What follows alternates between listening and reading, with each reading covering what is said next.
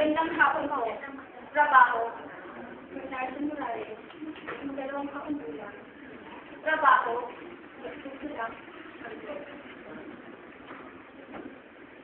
Bakit? Bakit may panulilangin yung mga ngiti? Bakit ninyo ko tinititigan na ganyan? Kayo lang ba ang mararangal at may karapatang mamukay?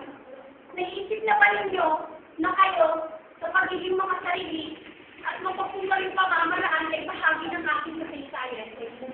At kaysa sa paglikha upang ang tulad ko ay maging batik ng hikulan.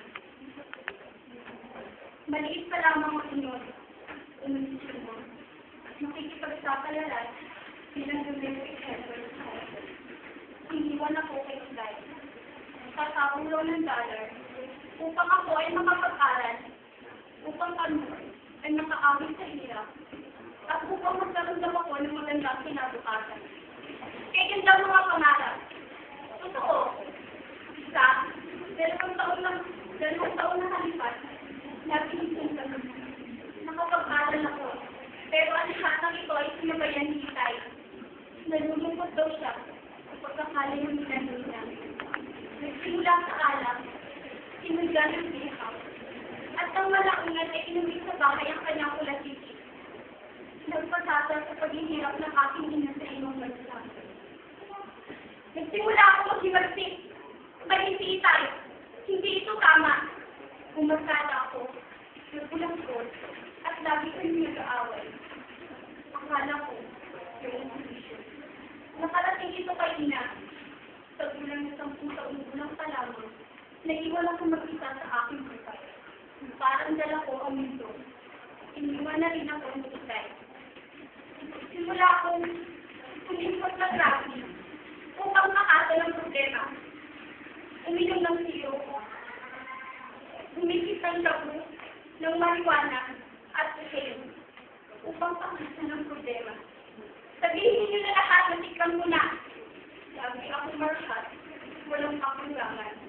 Nagputo akong magnakaw, gumawa ng paraan upang sususan ang aking bisyo.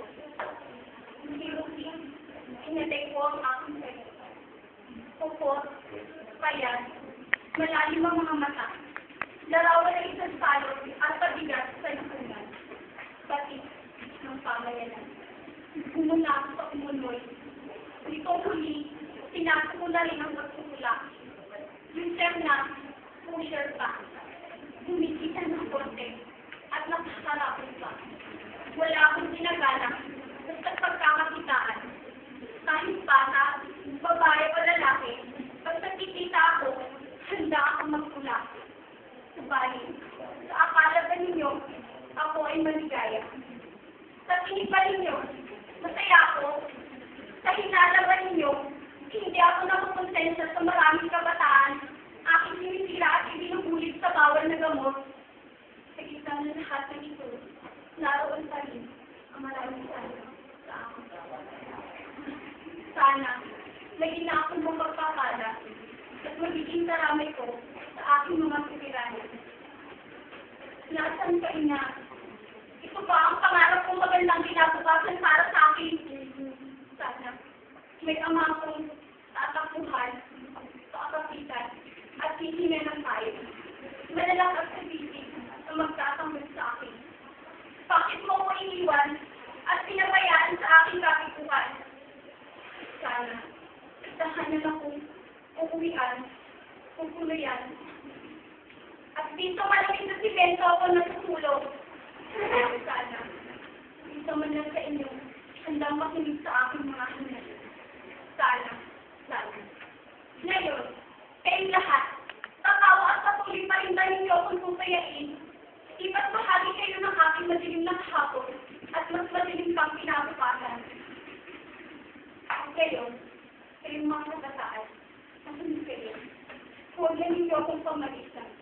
Huwag na ninyo akong tularan. Ako'y isang naging walang halaga, pasanin pa. Kayong mga kabataan, may panhuli pa. Magpakasasal kayo. Ituwid ang sarili. Labanan ang Diyos.